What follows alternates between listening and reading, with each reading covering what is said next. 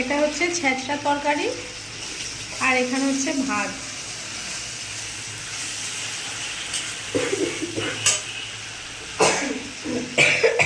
প্রথম থেকে আমি ভিডিওটা দেখাতে পারলাম না।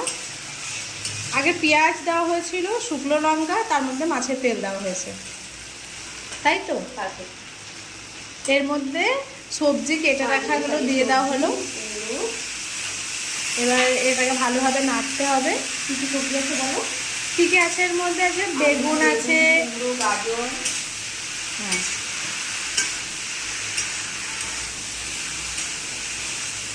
এটা একটু ভালো করে নাড়তে হবে, যেহেতু সবজিটা এখন দেওয়া হলো। আমাদের স্মৃতি দিয়েছে।